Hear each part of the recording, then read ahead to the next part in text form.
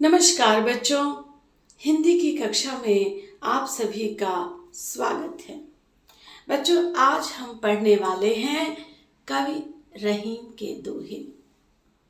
रहीमदास जो अकबर के नौरत्नों में से एक थे, अकबर के साथ में युद्धों पर भी जाया करते थे और सबसे बड़ी खूबी है कि युद्ध लड़ते हुए भी, अकबर के साथ रहते हुए भी, सारी सुख सुविधाओं का भरा जीवन जीते हुए भी रहीमदास के ऊपर इन सब का नशा सवार नहीं था। उन्होंने व्यवहार परक दोहे लिखे जो मनुष्य को जीवन में बहुत अधिक ज्ञान देते हैं। सो चलिए आज हम उन्हीं की कविता पढ़ेंगे।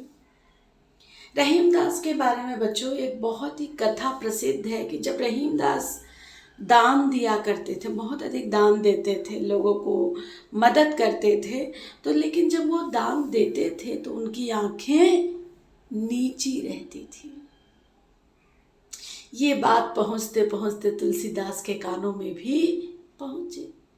ध्यान दीजिए बच्चों, एक तरफ अकबर था, दूसरी तरफ रहीमदास जो अकबर के साथ में ही थे, और तीसरे एक हृदय सम्राट उस काल में हुआ करते थे, वो थे संत कवि गोस्वामी तुलसीदास।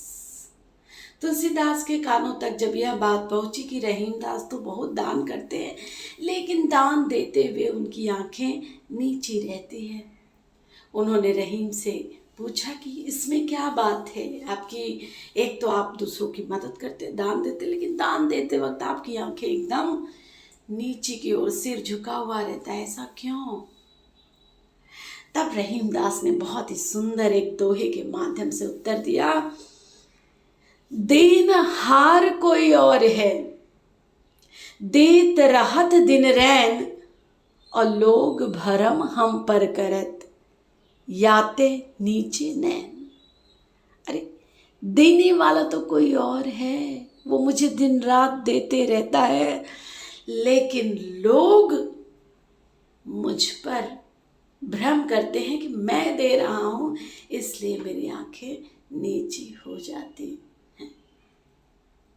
सब अच्छा, चलिए ऐसे महान कवि की कविता पढ़ने के लिए हिंदी की कक्षा में आप सभी का स्वागत है और मैं हूं आपके शिक्षिका पूनम सिंह।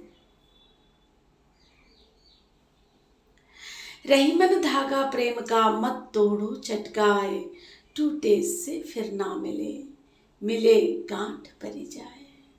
सो बच्चों, अपनी नोटबुक निकाल लीजिए, नोटबुक में पाठ का नाम, लेखक का नाम, और ध्यान दीजिए कि हम सबसे पहला दोहा अब करने जा रहे हैं। ठीक है ना बच्चों? वो नोटबुक अच्छे से सजा लीजिएगा, पहला पेज, और चलिए पहले दोहे से शुरुआत करते हैं। जैसा कि मैंने कहा बच्चों, रहीमदास नीति परक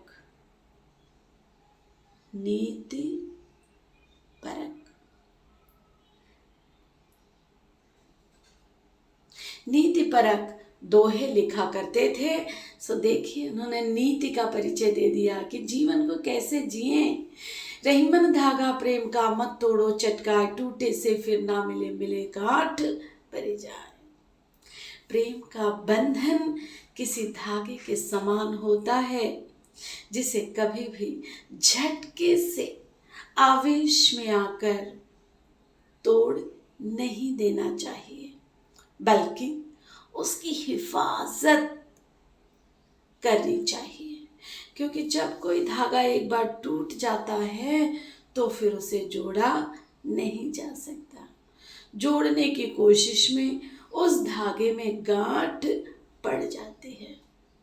किसी से रिश्ता जब एक बार टूट जाता है तो फिर उस रिश्ते को दोबारा जोड़ा नहीं जा सकता।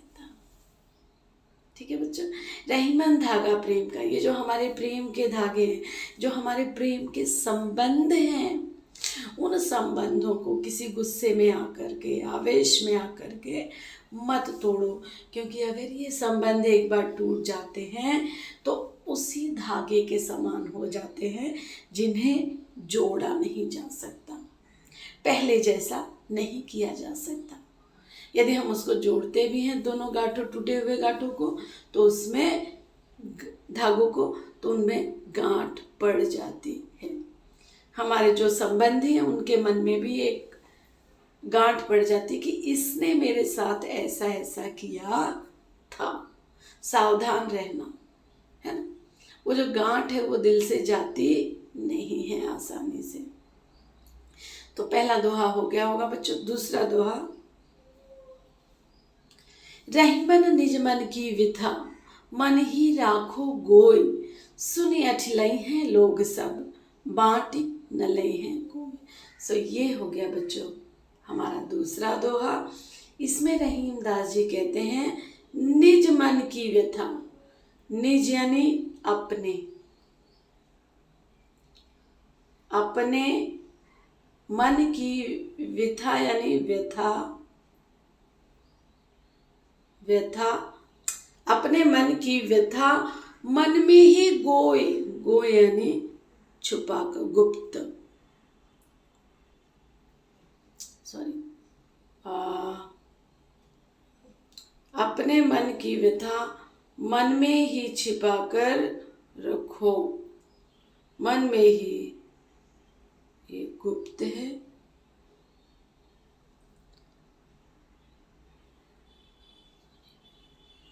मन में ही छिपा कर गुप्त रखिए। क्यों?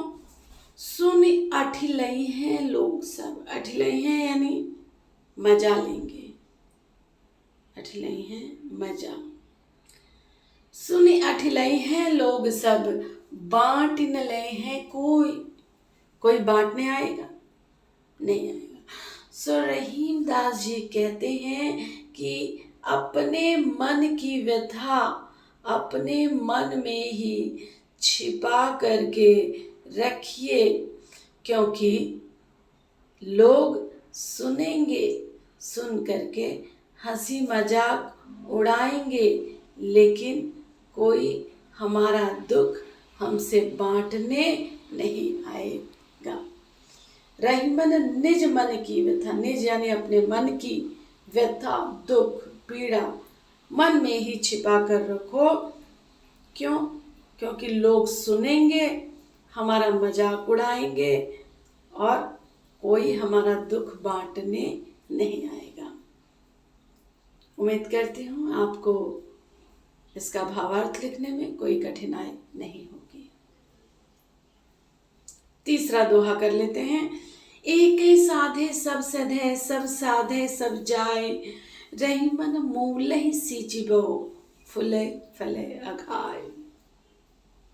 रहीम दास जी कहते एक चीज को अगर जीवन में साध लो, एक समय पर एक ही काम करिए।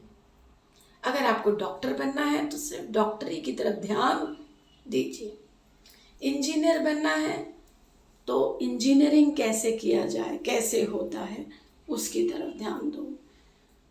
तबला वादक बनना है, संगीतकार बनना है तो उस पर ध्यान दो। एक साधे सब सधे, अगर आपने इस एक काम को आप साध लोगे, अच्छे से पूरा कर लोगे, उस पर अपनी मास्टरी हासिल कर लोगे, तो बाकी सारी साधनाएं कि आपको पैसा मिले, नाम हो, प्रसिद्धि मिले, ये सारी जो चीजें हैं वो अपने आप मिल जाएगी। कैसे?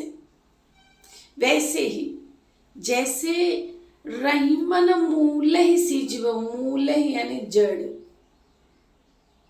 जैसे जड़ में पानी देने पर कोई वृक्ष फूल फल से अघाय, अघाय यानी भर जाता है,